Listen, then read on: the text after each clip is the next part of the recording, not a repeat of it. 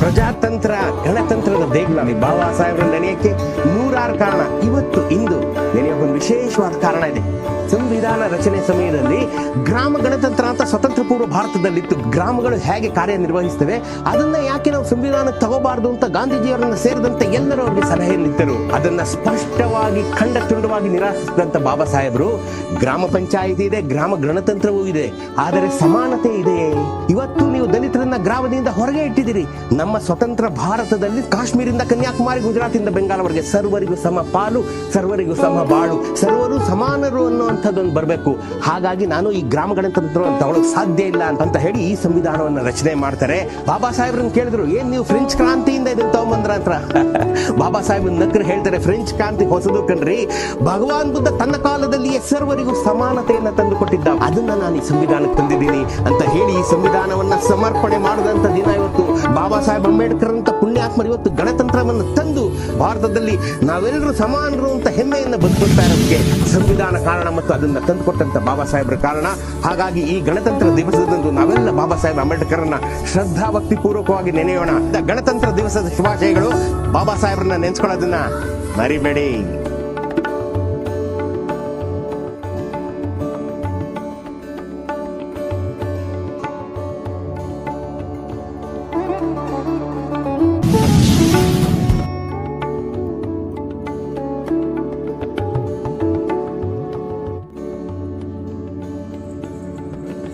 Line अपने देश विदेश में डेली के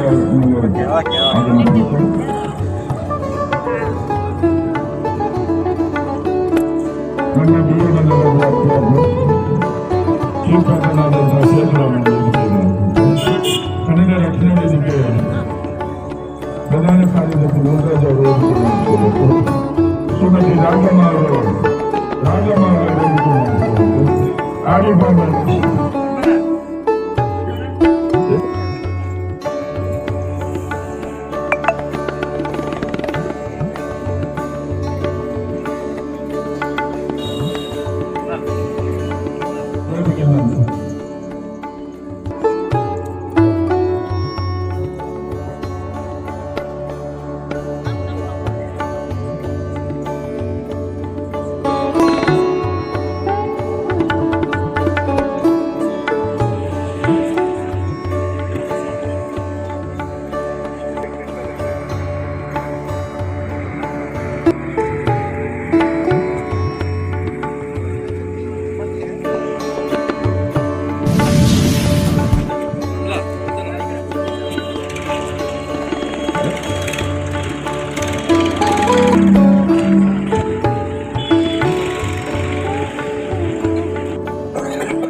ಭಾರತ ದೇಶದ ಗಣರಾಜ್ಯೋತ್ಸವ ವಿಜಯಸ್ಮೃತಿ ಅವರು ಗೌರವಿಸಬೇಕಂತ ಕೇಳ್ತಾರೆ.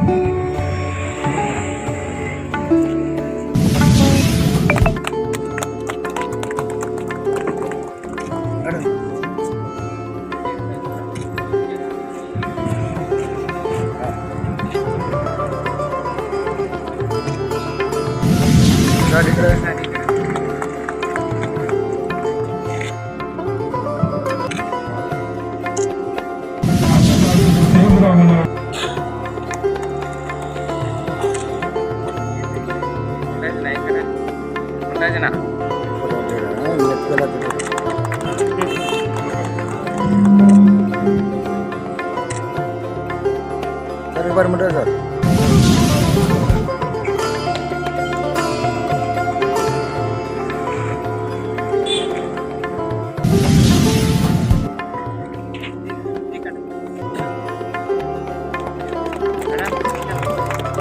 ನೋಡಿ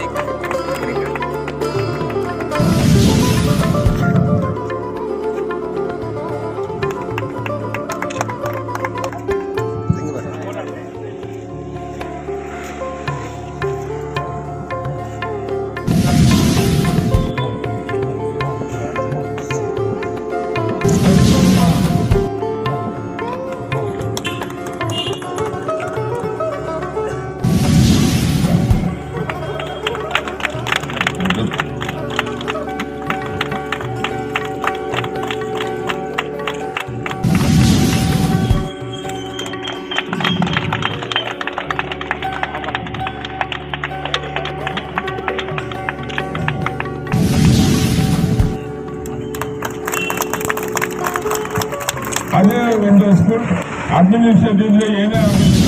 ಎಲ್ರಿಗೂ ನಮಸ್ಕಾರ. ವೇದಿಕೆ ಮೇಲೆ ಆಸೀನರಾದಂಥ ಎಲ್ಲ ಗಣ್ಯರು ಹಾಗೂ ಮುಂದೆ ಆಸೀನರಂಥ ಎಲ್ಲ ತಮಗೆ ಮೊದಲು ನಮಸ್ಕಾರ ತಿಳಿಸ್ತೀನಿ. ಎಲ್ಲರಿಗೂ 76ನೇ ಗಣರಾಜ್ಯೋತ್ಸವದ ಶುಭಾಶಯಗಳು. ಎಲ್ಲ ವಿಷಯಗಳನ್ನ ಆಲ್ರೆಡಿ ಪ್ರತಿಯೊಂದು ಪಾಯಿಂಟ್ ವೈಸ್ ಪಾಯಿಂಟ್ ನೀಟಾಗಿ ತಿಳಿಸ್ಕೊಟ್ಟಿದ್ದಾರೆ.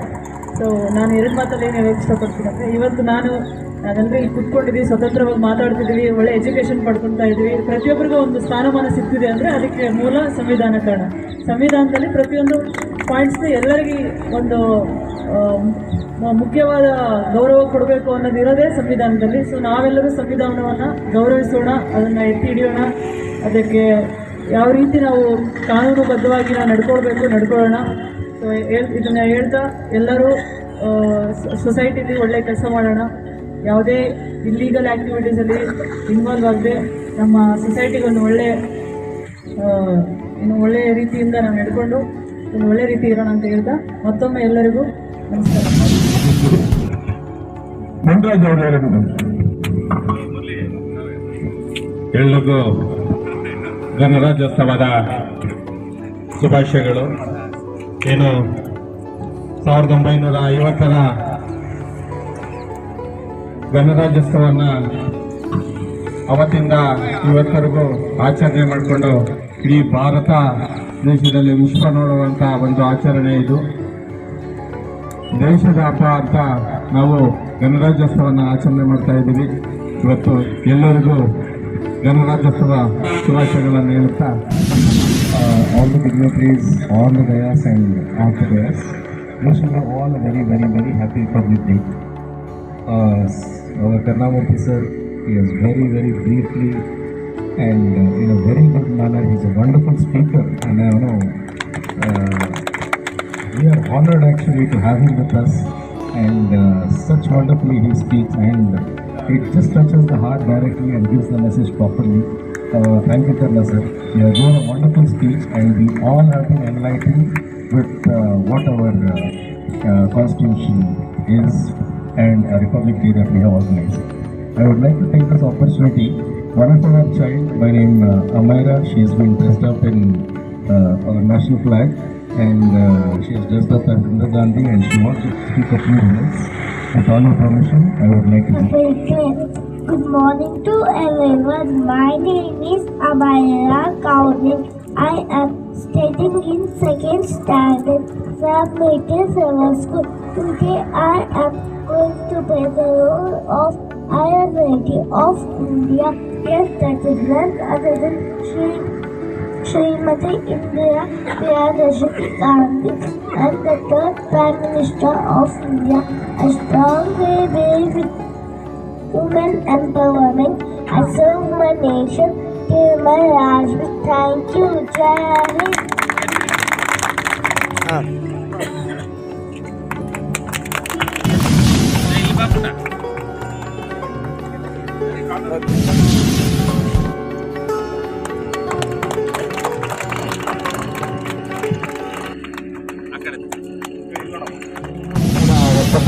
ವರ್ಷದ ಗಣರಾಜ್ಯೋತ್ಸವದ ಶುಭಾಶಯಗಳನ್ನು ಕೋರ್ತಾ, ನಾವೇನು ಮಾತಾಡೋದಿರಲ್ಲ, ನಮ್ಮ ಜನರಲ್ ಸೆಕ್ರೆಟರಿ ಮತ್ತು ಮುಖ್ಯ ಅತಿಥಿಗಳು ಎಲ್ಲರೂ ಕೂಡ ಮಾತಾಡಿದ್ದಾರೆ. ನಮ್ಮ ಕರೆಗೆ ಹೋಗೊಟ್ಟು ಈ ಕಾರ್ಯಕ್ರಮಕ್ಕೆ ಆಗಮಿಸಿದಂಥ ಎಲ್ಲರಿಗೂ ಕೂಡ ಧನ್ಯವಾದಗಳನ್ನು ಹೇಳ್ತಾ, ಮೇಡಮ್ನವ್ರನ್ನ ನಿನ್ನೆ ನಾವು ಭೇಟಿ ಮಾಡಿ ನಮ್ಮ ಕಾರ್ಯಕ್ರಮಕ್ಕೆ ಬಂದು ಧ್ವಜಾರೋಹಣವನ್ನು ಮಾಡ್ಕೊಳ್ಬೇಕು ಅಂತಕ್ಕಂಥ ನಮ್ಮ ಕರೆ. ಯಾಕಂದ್ರೆ ನಾವು ಈ ಭಾಗದಲ್ಲಿ ಹಲವಾರು ದಿನಗಳಿಂದ ಕೂಡ ಮೇಡಮ್ನವ್ರನ್ನ ಸಭೆ ಕರೀಬೇಕು ಒಂದು ಕಾರ್ಯಕ್ರಮಕ್ಕೆ ಅನ್ಕೊಂತ ಇದ್ರು, ಆಗಲಿಲ್ಲ. ಈ ಕಾರ್ಯಕ್ರಮ ಸೂಕ್ತವಾಗಿರೋದು ಅಂತಕ್ಕಂಥದ್ದು ಹೇಳಿ ಅವ್ರನ್ನ ಕರೆಗೆ ಹೋಗ್ಬಿಟ್ಟು ಬಂದಂತ ಅವ್ರಿಗೂ ಕೂಡ ಧನ್ಯವಾದಗಳು. ಹಾಗೆ ನಮ್ಮ ಜನಪ್ರಿಯ ಅಧ್ಯಕ್ಷರಾದಂಥ ಸುರೇಶ್ ಅಣ್ಣವರಿಗೂ ಕೂಡ ಆಹ್ವಾನ ಮಾಡಿದ ಅವರು ಬಂದಿದ್ದ ಅವ್ರಿಗೂ ಕೂಡ ಧನ್ಯವಾದಗಳನ್ನು ಹೇಳ್ತಾ, ಹಾಗೆ ನನ್ನ ಆತ್ಮೀಯ ಸ್ನೇಹಿತರಾದಂಥ ದಕ್ಷಿಣ ವೇದಿಕೆ ಜಿಲ್ಲಾ ಪ್ರಧಾನ ಕಾರ್ಯದರ್ಶಿಯಾದಂಥ ಮುನ್ರಾಜ್ ಅವರು ಬಂದಿದ್ದ ಅವರು ಕೂಡ ಧನ್ಯವಾದಗಳನ್ನು ಹೇಳ್ತಾ, ಹಾಗೆ ನಿಕಟಪೂರ್ವ ಮಾಜಿ ಉಪಾಧ್ಯಕ್ಷರಾದಂಥ ರಾಧಪ್ಪನವ್ರನ್ನ ಹೊಂದಿದ್ದ ಅವರು ಕೂಡ ಹೊಂದಿದ್ದಾರೆ, ಅವರು ಕೂಡ ಧನ್ಯವಾದಗಳನ್ನು ಹೇಳ್ತಾ, ಮುಖ್ಯಪೌರ್ ಶಾಲೆಯ ಪ್ರಧಾನ ಕಾರ್ಯದರ್ಶಿಯಾದಂಥ ಆರಿಫ್ ಮೊಹಮ್ಮದ್ ಅವರು ಹೊಂದಿದ್ದಾರೆ, ಅವರು ಕೂಡ ಧನ್ಯವಾದಗಳನ್ನು ಹೇಳ್ತಾ, ಹಾಗೂ ಬಿಸಿನೆಸ್ ವೆಲ್ಫೇರ್ ಅಸೋಸಿಯೇಷನ್ನ ಹಿರಿಯರು ಮಾರ್ಗದರ್ಶಕರ ಮುಖಂಡರು ಆದಂಥ ಜಯಸಿಂಗ್ ಅಪ್ಪಾಜಿರವರು ಬಂದಿದ್ದಾರೆ, ಅವರಿಗೂ ಕೂಡ ಧನ್ಯವಾದಗಳನ್ನು ಹೇಳ್ತಾ, ಹಾಗೂ ಮುಖಂಡರು ಆದಂಥ ಎಸ್ ಕೆ ಬಾಬಣ್ಣ ಬಂದಿದ್ದಾರೆ, ಅವರು ಕೂಡ ಧನ್ಯವಾದಗಳನ್ನು ಹೇಳ್ತಾ, ಹಾಗೆ ಈ ವೇದಿಕೆಯಲ್ಲಿ ಹಿರಿಯ ಮುಖಂಡರಾದಂಥ ಬಿ.ಸಿ. ಚಂದ್ರಶೇಖರನ್ ಅವರು ಬಂದಿದ್ದಾರೆ, ಅವರು ಹಾಗೆ ನಾರಾಯಣಗೌಡರು, ಸುದರ್ಶನ್ ಸರ್ ಅವರು, ಹಾಗೆ ಕೊಟ್ರೆ ಸಹನೀಯ ಪ್ರಾರ್ಥನೆಯನ್ನು ಮಾಡಿ ಕಾರ್ಯಕ್ರಮವನ್ನು ಮೊಟಕುಗೊಳಿಸ್ತಾ ಇದ್ದೀನಿ. J Suresh, line doctor J Suresh Kannada Rajyotsava ಶುಭಾಶಯಗಳನ್ನು ಹೇಳುತ್ತಾ, ವೇದಿಕೆಯಲ್ಲಿರುವ ನಮ್ಮ ಸಬ್ಇನ್ಸ್ಪೆಕ್ಟರಾದ ವಿದ್ಯಾ ಅವರು ಮತ್ತು ರಾಧಮ್ಮ ಅವರು ಮತ್ತು ಹಾರಿ ಮತ್ತು ರಾಜಾ ಸರ್ ಅವರು, ನಮ್ಮ ಅಣ್ಣನಾದ ಜಯಶೀಲನ್ ಅವರು, ಚೀಫ್ ಪ್ಯಾಟರ್ನ್ ಆದ ನಮ್ಮ ಸೇಂದ್ರಾಮಣ್ಣ ಅವರು, ನನ್ನ ತಮ್ಮ ಕರ್ನಾಟಕ ರಕ್ಷಣೆ ವೇದಿಕೆ ಪ್ರಧಾನ ಕಾರ್ಯದರ್ಶಿ ಮುನರಾಜ್ ಅವರು ಮತ್ತು ನಮ್ಮ ಕರುಣಾಮೂರ್ತಿ, ನನ್ನ ಹಿರಿಯ ಬ್ರದರ್ ಕರುಣಾಮೂರ್ತಿ ಅವರು ಮತ್ತು ಬಾಬು, ಸವಿತಾ ಬಾಬು, ನನ್ನ ಸ್ನೇಹಿತ, ನನ್ನ ತಮ್ಮ ಮತ್ತು ನಮ್ಮ ಎಲ್ಲ ಡಿಕೆಯಲ್ಲಿ ಬರುವ ವ್ಯಾಪ್ತಿಯಲ್ಲಿ ಬರುವ ಎಲ್ಲ ನಾಗರಿಕರಿಗೂ ನನ್ನ ಗಣರಾಜ್ಯ ಶುಭಾಶಯ ಹೇಳ್ತಾ ಜಾಸ್ತಿ ಮಾತಾಡೋಕೆ ಹೋಗಲ್ಲ. ನಾನು ಬರೀ ವಿಶ್ ಮಾಡ್ತೀನಿ ಅಷ್ಟೇ. ಗಣರಾಜ್ಯ ಶುಭಾಶಯ ಒಂದೊಂದ್ಸರಿ ಹೇಳಿ ಇಲ್ಲಿ ಬಂದಿರೋರು ಎಲ್ಲರಿಗೂ ಒಳ್ಳೇದಾಗಲಿ ಅಂತ ಹೇಳಿ. ಇವತ್ತು ಸಂವಿಧಾನವನ್ನು ಜಾರಿ ಮಾಡುವುದಿಲ್ಲ. The day today is the implementation of our constitution written by Dr. B.R. Ambedkar.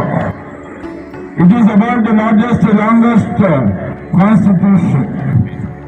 So India was under the colonial rule of British for more than 150 years. Many have sacrificed to get the freedom of the country. After the independence, in 1947, August 15th, Pandit Jawaharlal Nehru and Vallabhbhai Patel thought we wanted a constitution for India to run the country smoothly and fairly. Yes, they searched all over the world to write the constitution. No one has come forward. But in London, Ivory Jennings recommended that we have one guy, Dr. B.R. Ambedkar. He is a great economist, he is a jurist, he is a scholar, he is a social reformer, he is a savior of women, he is a labor leader. Go to him, he will let them go. At last they came and approached Baba Sahib Ambedkar. They constituted 7 members committee for draft the 8th. Baba Sahib stood individually. Many have left and gone. But he has taken 2 years, 11 months, 18 days to complete the Indian constitution, which was submitted in the parliament, and it was adopted to an act on 26 November 1949. So same constitution was implemented on 26/1/1950, which today we are celebrating 76th year. The constitution preamble everyone must know. Every Indian citizen should know the preamble of the constitution. ಸಂವಿಧಾನದ ಪೀಠಿಕೆಯನ್ನ ಎಲ್ಲ ತಿಳಿದಿರಬೇಕು.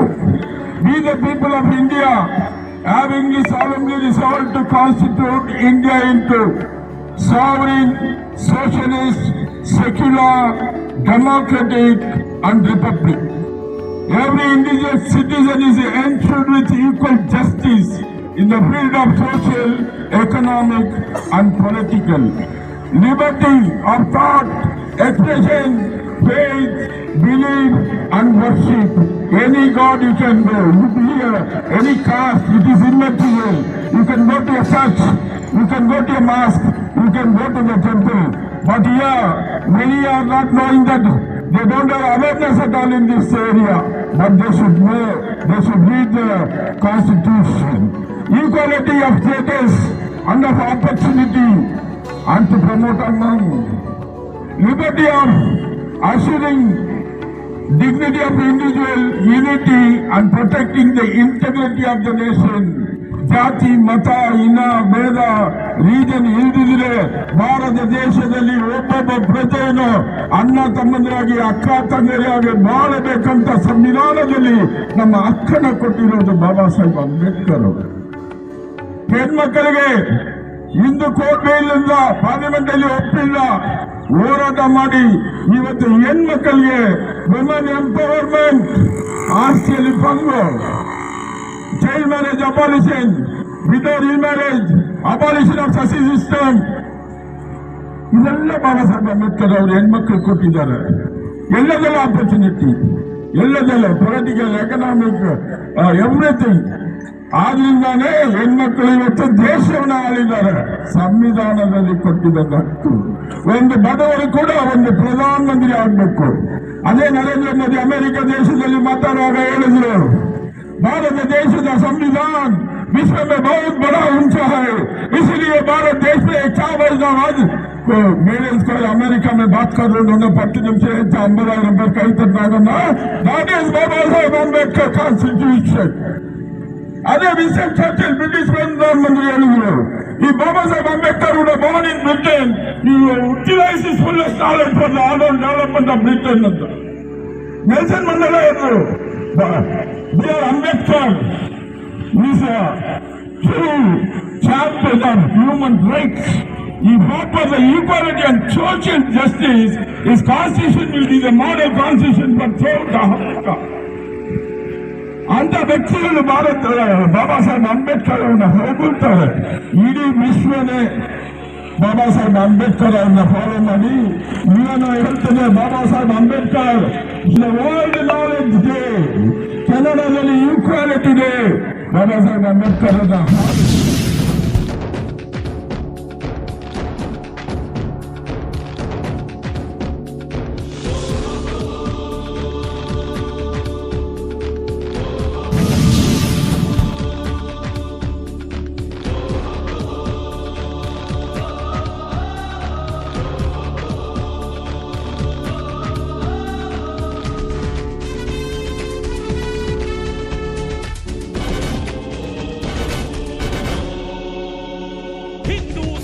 ಗೊತ್ತೇನೋ ಧರ್ಮ ಕಾಯೋ ಹಿಮಾಲಯ, ಹಿಂದೂ ಶಕ್ತಿ ಗೊತ್ತೇನೋ ದುಷ್ಟಾರಿಷ್ಟ ಪಥಾಲಯ, ಈ ಮಣ್ಣೆ ಋಷಿಗಳ ಕೋಟ, ಈ ಕಡಲ ಸರ್ವಪುತೀರ, ಈ ಗಾಳಿ ತುಂಬ ಬಲಿ ಮಂತ್ರ, ಇಲ್ಲಿದೆ ಸದಾ ಸ್ವಾತಂತ್ರ್ಯ, ಕಣಕಣದಲ್ಲಿ ಎಡೆಯಾಗಲಿ ದಶ ದಿಶೆಯಲ್ಲಿ ನುಡಿಯಾಗಲಿ, ವಂದೇ ಮಾತರಂ, ವಂದೇ ಮಾತರಂ.